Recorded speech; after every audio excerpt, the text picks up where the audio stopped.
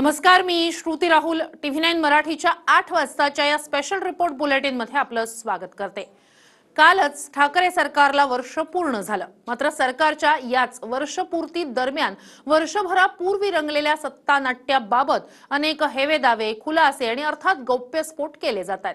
काही दिवसांपूर्वीच प्रियम गांधी लेखिला प्रियम गांधी यांनी आपल्या ट्रेडिंग पॉवर या पुस्तकात 35 दिवसांच्या त्या सत्तानाट्याच्या संदर्भात अनेक गौप्यस्फोट करत शरद पवार यांच्या त्यावेळच्या भूमिकेवरच प्रश्नचिन्ह उपस्थित केलं होतं।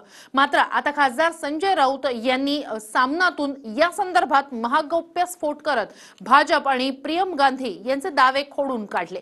काय नेमकं राऊत यांनी म्हटलेलं आहे, गौप्यस्फोट त्यांचे काय आहेत, पाहूया आमच्या स्पेशल रिपोर्टमध्ये। सामनाच्या रोखठोक मधून संजय राऊतांचे महागौप्यस्फोट। सत्तानाट्यावेळी खरगे पवारांमध्ये उडाली होती शाब्दिक चकमक। शहा पवार भेटीनंतर पहाटेच्या शपथविधीचं नाट्य, ही चर्चा चुकीची। पवारांनी भाजपला पाठिंब्याचा शब्द दिला, फडणवीसांचा दावा खोटा।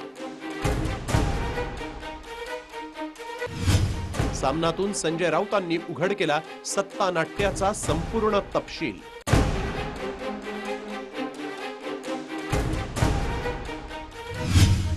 ठाकरे सरकारच्या वर्षपूर्तीच्या पार्श्वभूमीवर महाआघाडीचे शिल्पकार संजय राऊत यांनी एक महागौप्यस्फोट केलाय। देवेंद्र गंगाधरराव फडणवीस गेल्या वर्षी राज्यात रंगलेल्या सत्ता नाट्यामध्ये अजित पवार यांनी फडणवीसांसोबत जाऊन शपथविधीचा कार्यक्रम उरकला होता। मात्र ही घटना का घडली याबाबत संजय राऊत यांनी तपशीलवार माहिती उघड केली आहे। संजय राऊतांचा पहिला गौप्यस्फोट। मल्लिकार्जुन खरगे शरद पवारांमध्ये शाब्दिक चकमक। नेहरू सेंटरमध्ये 22 नोव्हेंबर रोजी सत्तेच्या वाटाघाटी सुरू असताना मल्लिकार्जुन खरगे यांच्या एका वक्तव्यानं ठिणगी पडली होती। विधानसभेच्या अध्यक्षपदासाठी खरगे ठाम होते।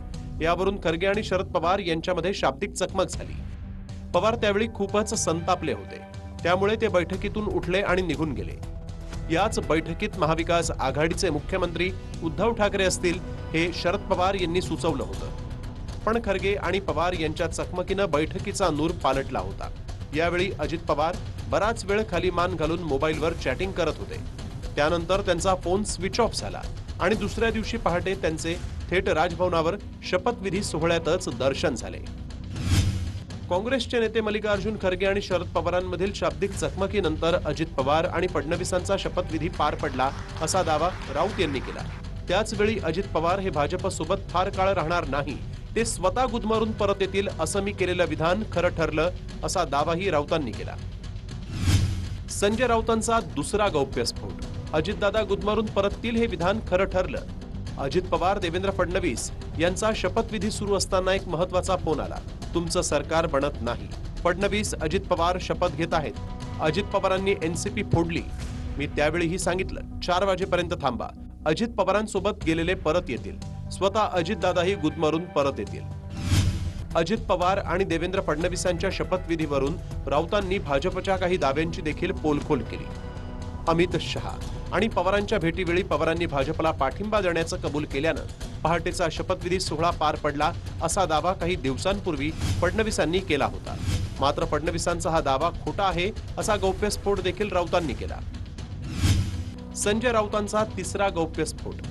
शहा पवार भेट आणि पवारांच्या पाठिंब्याचा फडणवीसांचा दावा खोटा।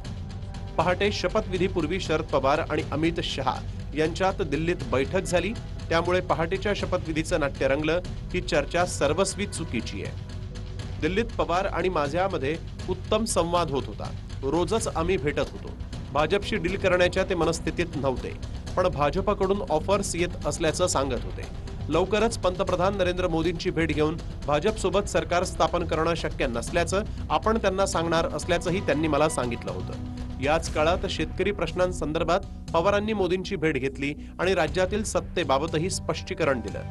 त्यामुळे शरद पवारांनी भाजपला शब्द दिला होता, हा दावा खोटा आहे। काही दिवसांपूर्वीच 35 दिवसाच्या सत्ता संघर्षाचा उलगडा करणारं लेखिका प्रियम गांधी यांच्या ट्रेडिंग पॉवर या पुस्तकाचं प्रकाशन झालं। या पुस्तकात देखील शरद पवारांनी भाजपबरोबर चर्चा करून ऐनवेळी कसा घुमजाव केला होता असे अनेक कथित दावे करण्यात आले। मात्र आता संजय राऊतांना ट्रेंडिंग पॉवर या पुस्तकातील दावे आणि भाजप नेत्यांच्या दाव्यांना खोडून काढणारे गौप्यस्फोट करावे लागल्यानंतर आरोप प्रत्यारोपांचं राजकारण चांगलंच तापलंय। साहेब संजय राऊतांबद्दल अलीकडे मी म्हणणंच बंद केलं, ते इतके मोठे आहेत तर आपण आपले लहान माणसं काय बोलणार बा? आता यांना सांगून भेटी होतात। हे काही लोक उगाचच काहीतरी आपली म्हणतो ना साध्या भाषेत पिल्लं सोडण्याचा प्रयत्न त्या ठिकाणी करत असतात, कारण त्यांना 105 त्यांचे आमदार आता जपून ठेवायचं।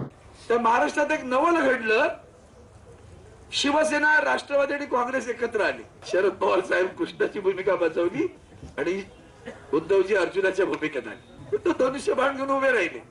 आता या सगळ्या पार्श्वभूमीवर 2 महिने जो काही सुंदर कारभार केला, राऊतांच्या या गौप्यस्फोटांमुळे राज्यातील सत्ता नाट्याचा तपशील जरी जनतेसमोर उघड झालाय, मात्र आता सरकारच्या वर्षपूर्तीनंतर तरी आरोप प्रत्यारोप आणि गौप्यस्फोट थांबवून जनतेच्या विकासाच्या कामांना हात घालणार का हा प्रश्न सामान्यांना पडलाय।